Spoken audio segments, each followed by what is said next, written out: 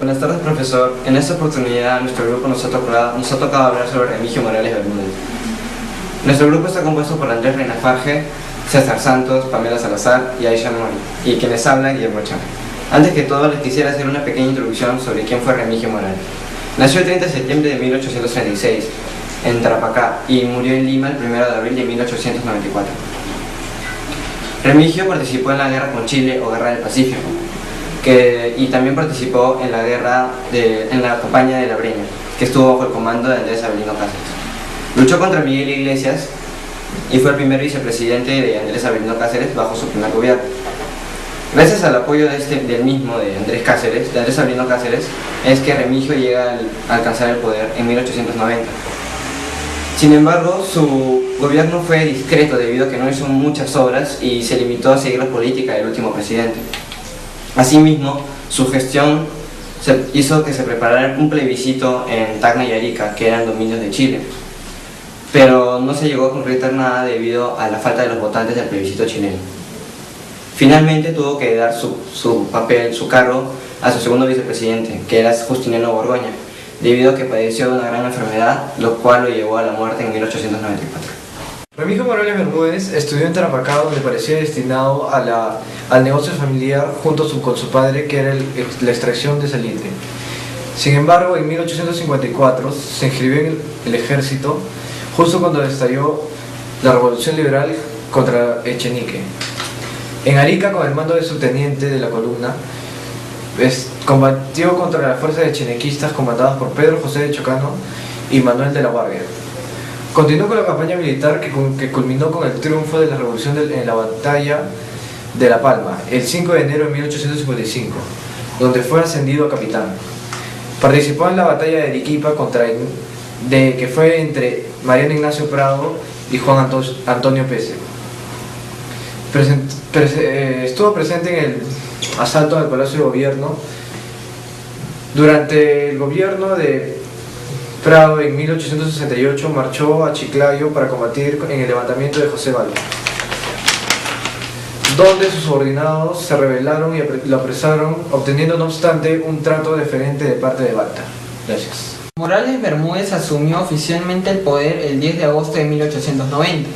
El 5 de octubre de ese mismo año, su principal opositor, Nicolás de Piérola, se escapa de la cárcel y se embarca de incógnito en el Callao, pasando a Guayaquil.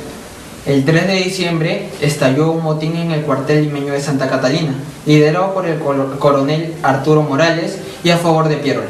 La represión fue muy severa, y siendo fusilados el cabecilla y otros 21 militares más, lo que motivó las quejas de los familiares de los fallecidos, llegando el asunto hasta el Parlamento y el Poder Judicial. El primer ministro Mariano Nicolás Valcárcel fue acusado por dichos asesinatos. Valcárcel pasó a presidir la Cámara de Diputados y su acusación no prosperó. El 30 de diciembre de 1891 se aprobó el decreto de amnistía política general, que dispuso la clausura de los juicios abiertos por conspiraciones y motines a civiles y militares. En el gobierno de Morales Bermúdez se sucedieron 5 gabinetes ministeriales, presididos sucesivamente por Mariano Nicolás Valcárcel, Federico Herrera, y Justiniano Borgoño, Manuel Velarde y José Mariano Jiménez.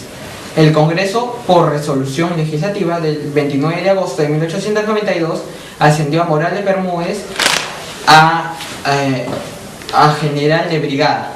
Al comenzar el año de 1893, el gobierno se halló en una situación difícil, pues el Congreso le era hostil.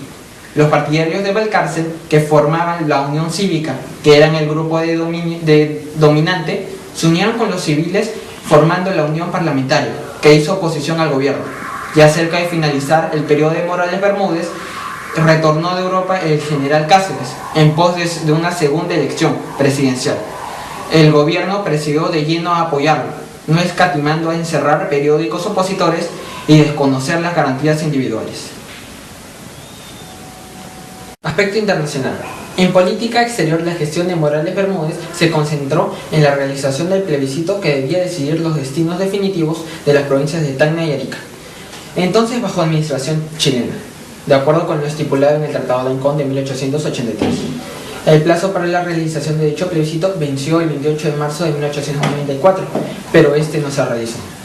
Otro importante litigio limítrofe era el sostenido con el Ecuador, el cual se ventilaba teniendo como árbitro al rey de España.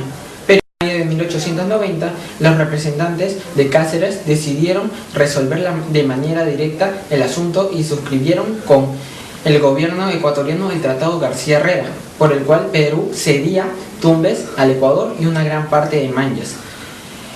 El Congreso ecuatoriano se preparó en aprobar dicho tratado, pero el Congreso peruano, bajo presión amazónica, hizo modificaciones en la línea trazada, lo cual fue desagrado del Ecuador.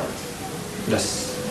Aspecto económico. En cuanto a la política económica, Morales Bermúdez se propuso cumplir con los compromisos derivados del contrato suscrito por el gobierno de Cáceres con la firma inglesa Grace en 1888, que transfería a esta compañía el control de todos los ferrocarriles del país, a cambio del arreglo de la deuda externa.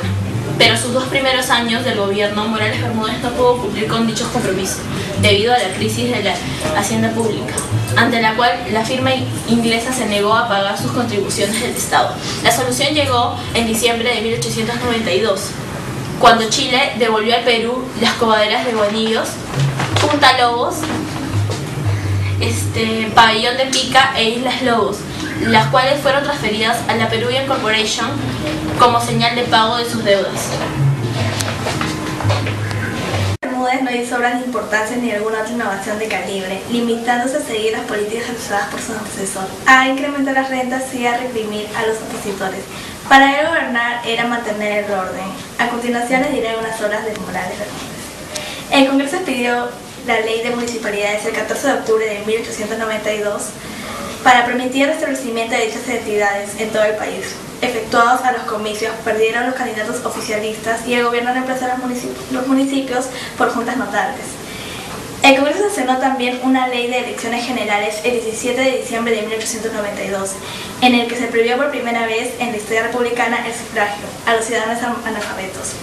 En octubre de 1893 se aprobó una ley que introdujo el recurso jurídico de habeas corpus, que limitaba la prisión arbitraria de los acusados por los delitos comunes.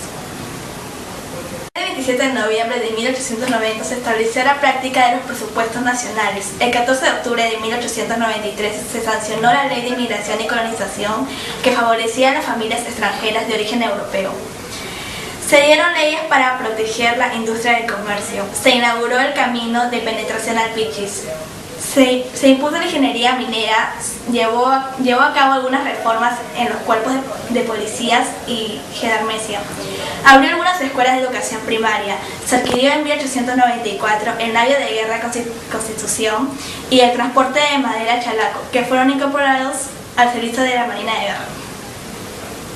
El 23 de marzo de 1894, Morales Bermúdez dejó el poder al enfermar gravemente. De acuerdo a la Constitución, debió asumir el mando el primer vicepresidente Pedro Alejandrino del Solar, pero el Consejo de Ministros no le dio el poder. Por entonces, Cáceres se hallaba en campaña electoral. Apoyado por el gobierno que buscaba allanarle su ascensión al poder por todos los medios, hecho doloroso que el Solar no tuvo reparos en señalar, por lo que se enemistó con los caceristas. Morales falleció el 1 de abril, día que coincidentemente debía celebrarse las elecciones para elegir su sucesor, las cuales fueron suspendidas.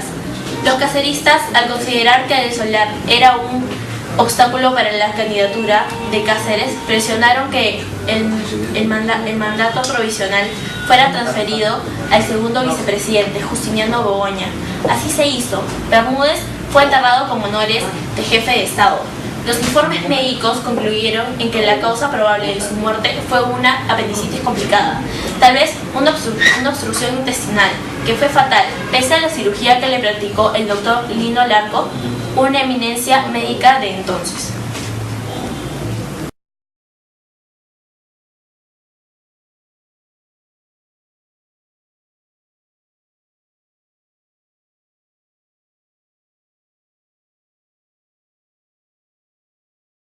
De la revolución en la batalla de La Palma, el 5 de enero de 1855. Capitán B de Arequipa. No. donde lo ascendieron a capitán, ya, no me acordé. En la batalla de Arequipa, participó en la batalla de Arequipa contra María Ignacio Bravo. Ay, qué envidia. No, participó en la batalla de Arequipa. ¿Qué estás jugando? Bueno, ¿cómo se juega acá? ¿Qué estás jugando? No sé cómo se llama. Dragon Ball Z estás jugando. Oh, Dios mío. Tanto del Palacio de Gobierno en noviembre de 65 lo ascendieron a sargento mayor. En el gobierno de Prado de 1868 marchó a Chiclayo para combatir en el levantamiento contra José Balta. De José Balta. Provincias de Tacna y Arica. Oh, ya lo moviste, ya. Se te acabó la batería. No, sigue pe. grabando, sí, tenemos. Sí.